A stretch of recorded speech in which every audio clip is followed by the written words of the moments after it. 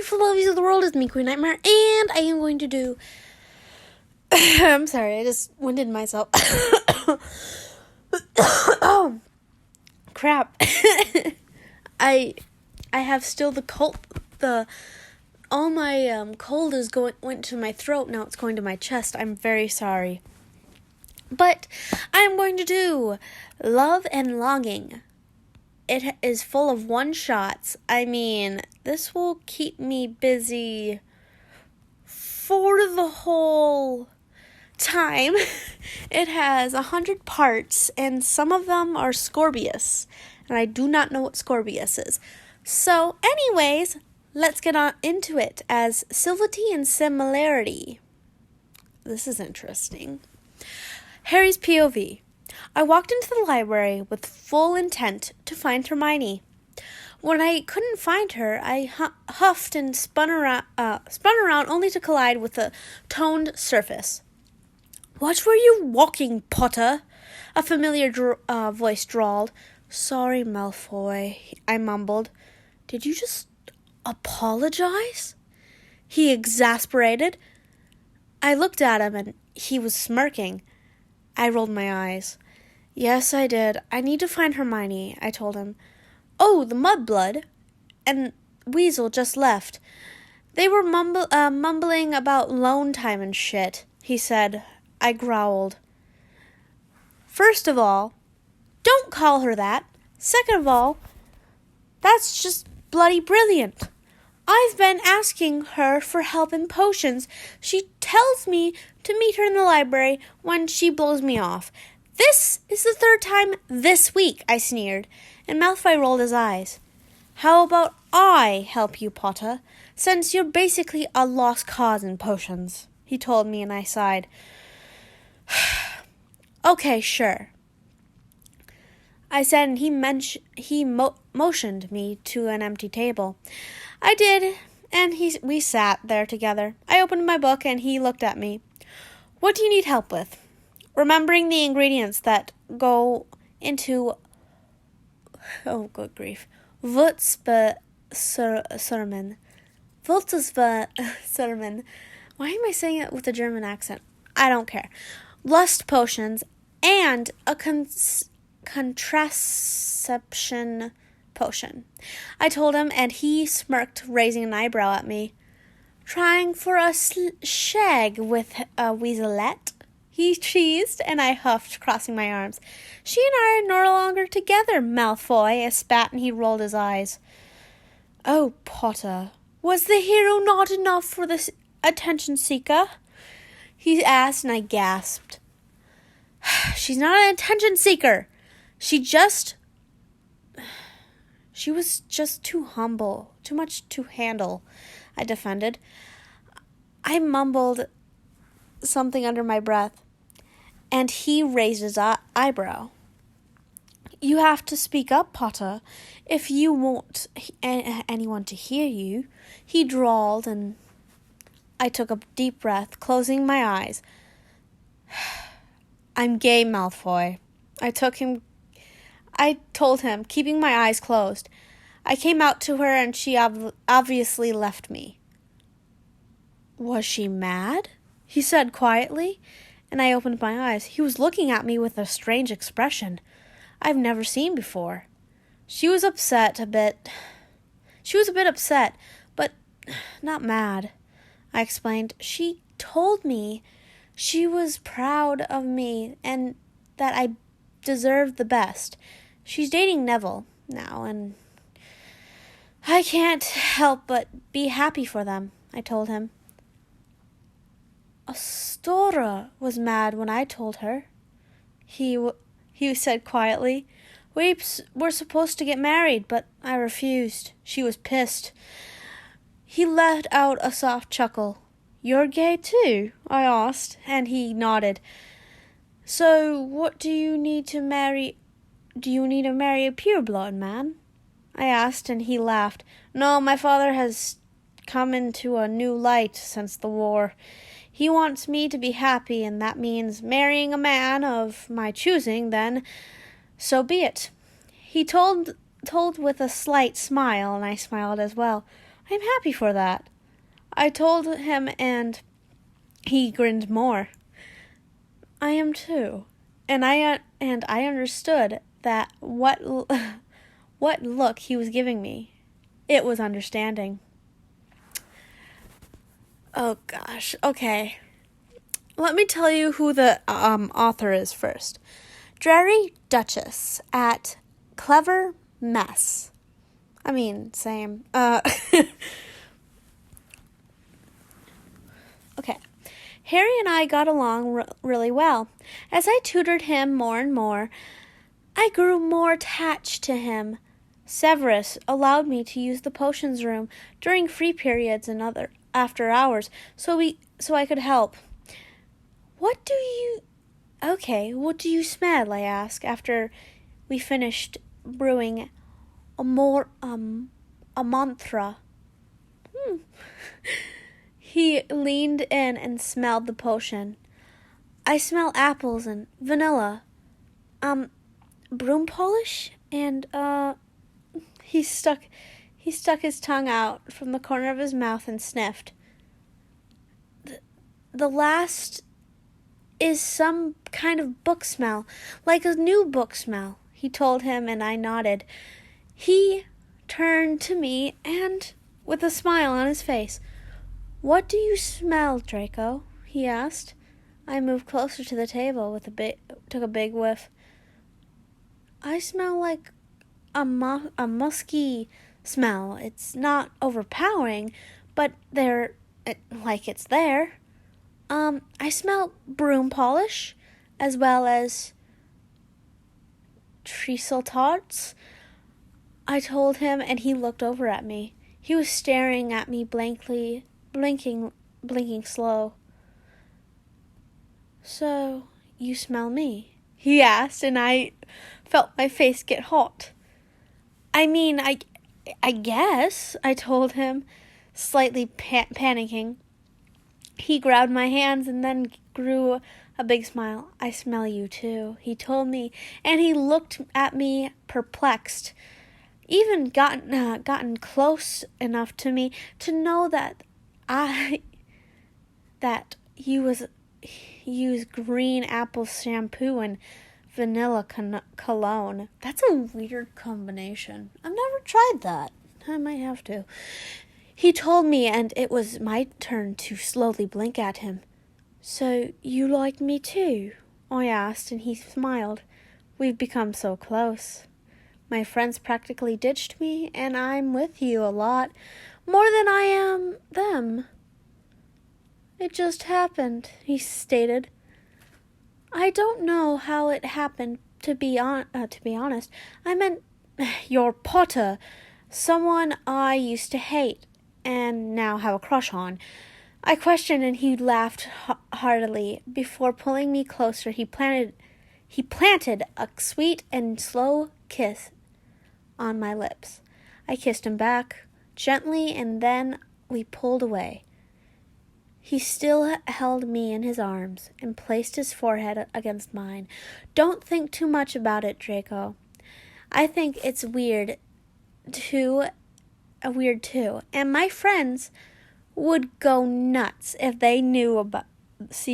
they see we're together. But that doesn't mean my feelings change for you. So, you want to give us a try? What's the worst thing that could happen? We were already enemies. We're friends now, and last we try a relationship," he told me, and I smirked. "Are you asking me to be your boyfriend, Potter?" He pulled away slightly, but kept his grasp on my hands. "Malfoy, will you be my boyfriend?" he asked, and I smiled noddingly. We leaned in and sealed it with a kiss. Oof!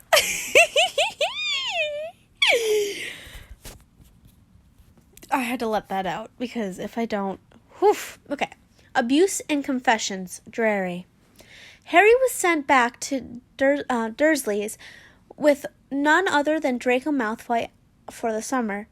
Since Draco's switching sides, Harry was to look after him. Neither boy were happy with the arrangement.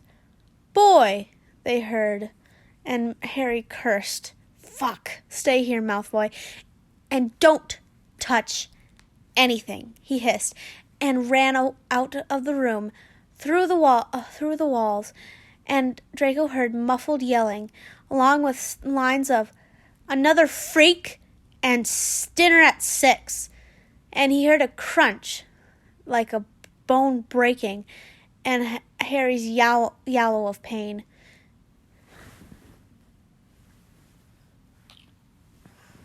That was weird. Anyways, he heard a profanity being yelled. Finally, he heard stomping up the stairs, and then the bedroom door swung open. Harry's nose was being covered by his hand, and blood was dripping down his hand. "Potter! What happened?" Malfoy jumped up, and Harry just glared and grabbed some tissues off his desk. He sat down and put pressure on his nose to stop the bleeding. Malfoy slowly made his way over to him and pulled out his wand. "I can fix that for you," he offered, and Harry was wordlessly nodded. Draco put his wand to Harry's nose and said the spell. Harry's nose snapped back into place. With a wince, Harry placed the tissues on his nose. "Thank you, Malfoy," he said. Not a word of this to anybody." "I wouldn't dream of it." Draco spoke. "Kind of sad that your life isn't as spectacular as I thought it was." That got a chuckle out of Harry. "My life? Pretty much like that all the time." "I'm sorry," Malfoy said softly. "My life isn't so great either. It happens to me all the time." He told Harry, who stared at him wide-eyed. "Really?" "Really." Draco gave a small but warm smile.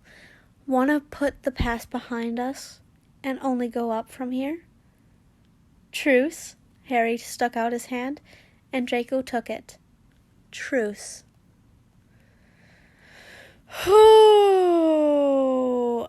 Okay, guys, it didn't really do much I just read one and it deleted it, so I'm not happy right now. But let's just keep on going. Harry's POV. And this is where Aunt Hermione works. I told my 4 years old. 4-year-old little girl. I was a single father when I was pregnant from someone I was dating. Okay. Aunt Hermione! Lily ran towards Hermione, who was at her desk. "Lily Bean!" Hermione smiled at her and caught the girl who had launched herself at her. I smiled and made my way over to the duo. "Thanks for watching her tonight, Hermione," I said. She placed Lily in her chair and stood up to hug me. She wrapped her arms around me as I hugged her back. "It's no worries. Ron and I just adore her," she told me, and I smiled. "She's really something else," I told her. "She is, and good luck on the interview tonight. I'm sure you'll do just fine as a shop owner's assistant," she said, and I smiled slightly. When I got pregnant with Lily, I couldn't be an order, so my life was practically just us living off my inheritance. It was possible, but I needed something more. Thanks, it's just for a bit," I told her. "So I can start my own business and such." "I get it," she kissed my cheek. Lily, come say bye to Daddy, Hermione told her, and she ran over to me, and I picked her up and gave her a big hug. Bye, Lily Pad. I'm gonna miss you, I told her. I'm gonna miss you too, she said. Aw, isn't that cute? A reunion, the familiar voice drawled.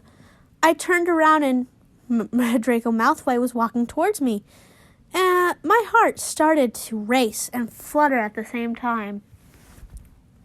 Hi, Draco, I said, and he gave a cheeky smile. His eye fell on my daughter. Hi, Harry.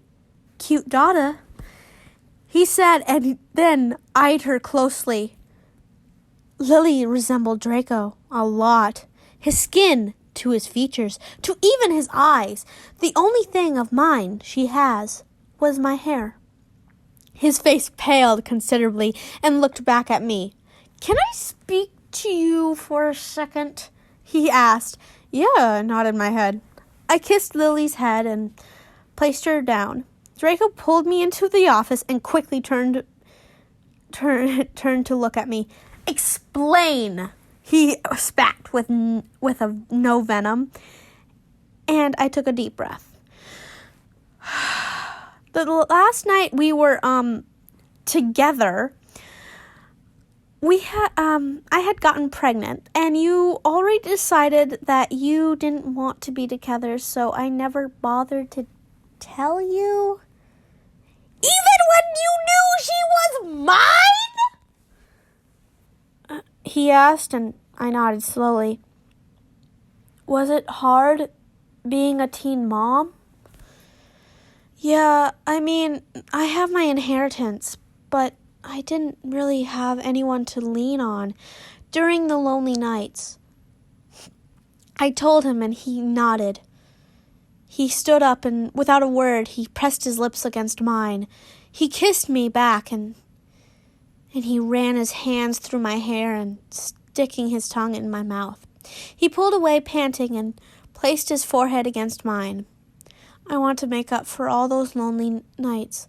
I was a real idiot for breaking it off with you, and it would be the greatest pleasure if you took me back. Wait a minute!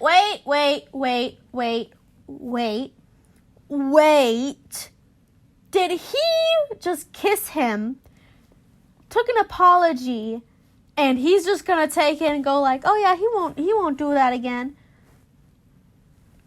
What? Is this really how people want to be treated nowadays? It's only going to take an apology?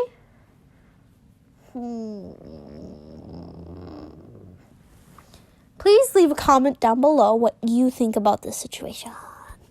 You're not just doing this because of Lily. Oh, he caught him. He caught him.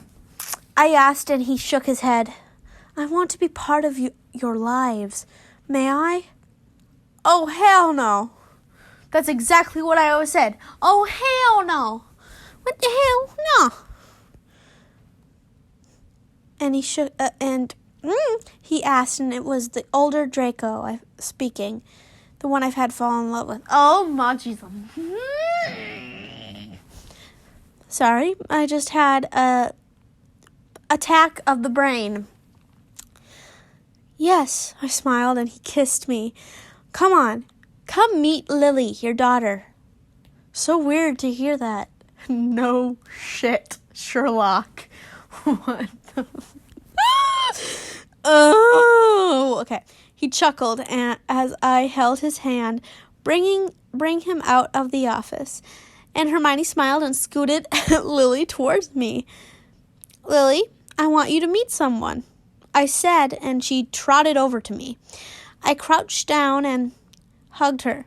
Lily, this is your father, I told her, and she looked at Draco. He gave a small smile, and she grinned wildly before embracing his legs, a tight hold. Hi, Father, she said. I love you, she told him, and he looked at me, then back at her. Hi, Lily, I love you too.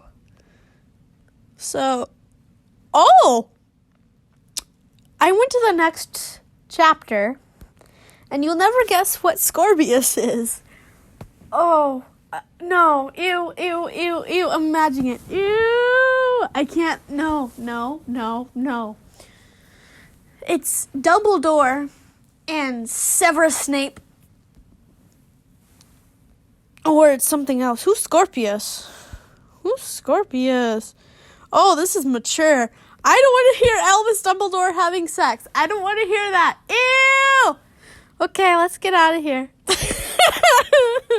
I'm sorry I'm loud. I am always loud. Yes.